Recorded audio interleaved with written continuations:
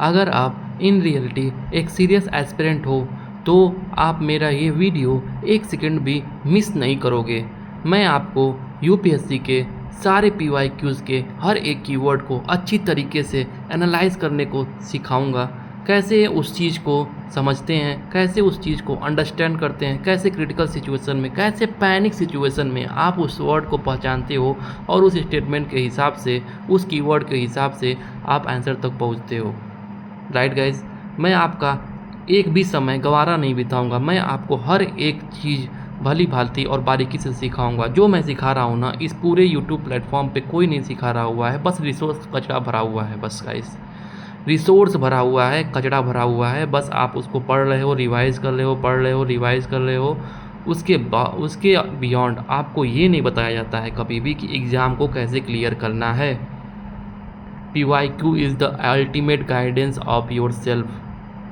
आप लोग दुनिया भर के कोचिंग इंडस्ट्री में 1 लाख 1.5 लाख रुपए फूंक रहे हो, लेकिन आपको ये आइडिया नहीं हो रहा है कि अल्टीमेटली PYQ को सॉल्व कैसे करते हैं। PYQ को ऐसे सॉल्व करते हैं क्या कि हाँ, उसका आंसर देख लो कि उसका आंसर क्या है, फिर उसका कहीं नोट्स में से, कहीं कोचिंग इंडस्ट्री के कोई नोट्स में से पढ़ लो कि क्या होना चाहिए। यार अल्टीमेट क्या होता है, यूपीएससी भी कोई आपका यूनिवर्स थोड़ी है।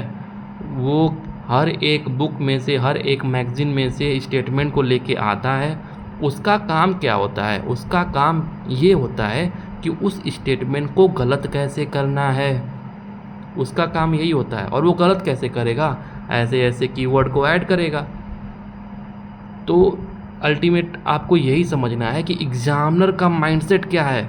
एग्ज़ामिनर उस क्वेश्चन को बना रहा है तो एग्ज़ामिनर के माइंड में उस क्वेश्चन को बनाने के लिए क्या क्या चल रहा है। तो जब तक आप एग्ज़ामिनर के माइंडसेट को नहीं पहचानोगे तब तक आप कैसे उस क्वेश्चन को सॉल्व कर पाओगे। अल्टीमेट आपको बस दिमाग में यही याद रखने हैं कि एग्ज़ामिनर स्टेटमेंट कहीं से भी उठा के लेके आएगा, उसमें कीवर्ड को ऐड करेगा, जिससे उस कीवर्ड को एक ब्रॉडर और नैरो कंसेप्ट में ले जाके सही और गलत को बनाएगा। बस आपको यही माइंड में रखने हैं। अगर आपको मेरा ये सीरीज़ पसंद आ रहा है तो प्लीज़ आप इस चैनल को सब्सक्राइब करने में थोड़ा भी हिचक नहीं दिखाइए।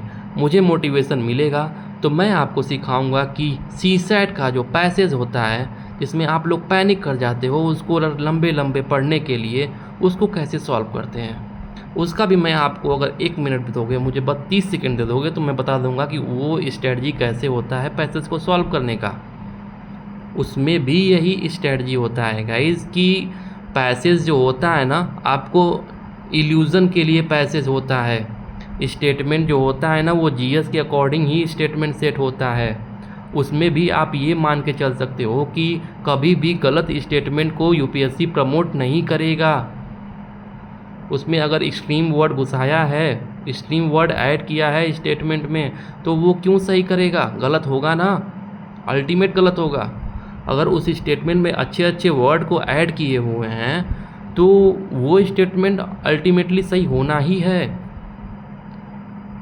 अगर आपको सीसैट के सीरीज़ चाहिए तो आप कमेंट में मुझे करें।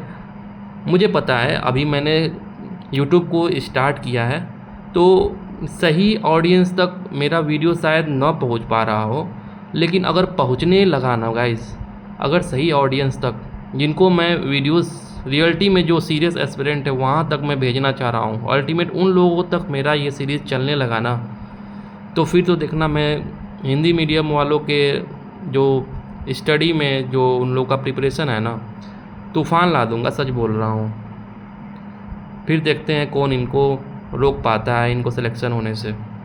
अल्टीमेटली सच में guys, trust me. So statement 1, भारतीय अर्थव्यवस्था के संदर्भ में निम्नलिखित कथनों पर विचार कीजिए। विगत 5 वर्षों में सकल घरेलू उत्पाद की वृद्धि दर सतत रूप से बढ़ी है। अब मान लो ये क्वेश्चन नहीं पता है, लेकिन अल्टीमेटली वो इकोनॉमिक सर्वे से क्वेश्चन पूछता है। आपने इकोनॉमिक सर्वे से नहीं पढ़ा हुआ है, आपने economic survey line by line नहीं पढ़ा हुआ है, तो आप बताओ कि अगर नहीं पढ़ा हुआ है तो आप इसको स्टेटमेंट को, इस क्वेश्चन को आप स्किप कर दोगे? बिल्कुल भी नहीं स्किप करोगे। अगर स्किप करोगे ना तो आप 100 का 100 क्वेश्चन को आप स्किप कर दोगे। कुछ ही क्वेश्चन होंगे, 20 से 25 क्वेश्चन, जो आप नॉलेज के बेस पे सॉल्व करोगे। अल्टीमेटली 75 क्वेश्चन आपका यूपीएससी के माइंडसेट से ही चलेगा, आपके कॉमन सेंस से ही चलेगा। तो आपको क्वेश्चन छोड़ने नहीं है कि आपने इकोनॉमिक सर्वे नहीं पढ़े हैं तो आप छोड़ दोगे क्वेश्चन, बिल्कुल नहीं छोड़ोगे। बोल रहा है सकल घरेलू उत्पाद वृद्धि दर सतत रूप से बढ़ी है। अब आप बोलोगे कि मैंने तो पढ़ाई नहीं है, बढ़ी है कि नहीं बढ़ी है, इसमें डाउट नहीं रखने हैं। ये जो वर्ड जो लिखा हुआ है ना, सतत, सतत मतलब क्या होता है आप बताओ? बोल रहा है लगातार बढ़ी हुई है, लगातार। ये सब वर्ड जो होता है ना, कभी सही नहीं हो सकता है। अब आप खुद सोचो, ये ग्राफ है, ये ग्राफ हर 1 मिनट में ऊपर नीचे जाते रहता है, और ये बोल रहा है कि लगातार बढ़ती जा रही है, यहाँ पे कोई भी गैपिंग है ही नहीं। ऐसा होता है क्या? 1 सेकेंड में ग्राफ ऊपर नीचे होता है, यहाँ पर भी लिखा हुआ है, वही कंसेप्ट लगेगा आपका। तो फिर ये सब चीज़ें आपको सीखने पड़ेंगे और आपको यहीं पर सीखने को मिलेगा। तो ये इन दोनों का आंसर होगा नहीं, दोनों गलत है। जहाँ पर ये दोनों वर्ड दिख जाएंगे ना गाइज, आपको आंख बंद करके गलत करने हैं, सही नहीं कर सकते हो। मैं लॉजिकल तो बताया हूँ ना कि देखो, ये बोल रहा है कि लगातार बढ़ी हुई है। लगातार कोई होता है क्या? ग्राफ आप देखते हो तो ग्राफ में एक सेकेंड, 1 पॉइंट, 1.1, 1.2, 1.3 ऐसे ऊपर नीचे होते रहता है। तो ये सब एक कॉन्सेप्ट होता है, एक लॉजिकल माइंड होता है कि आप कैसे सोच सकते हो उस चीज़ को। सोचो वो कैसे, जब तक आप PYQs को अच्छे से 15 साल के PYQs को अच्छे से उसको पढ़ोगे नहीं, रियलाइज़ करोगे नहीं, उसको गो थ्रू करोगे नहीं, तब तक आप नहीं पहुंच सकते हो।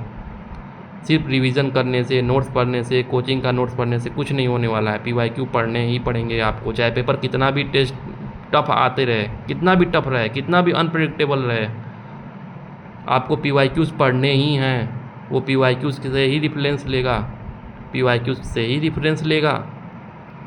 तो answer D would be the right answer. Thank you so much. If you really like this video, then don't turn to hesitate to hit the subscribe button. Please subscribe and share. Thank you so much.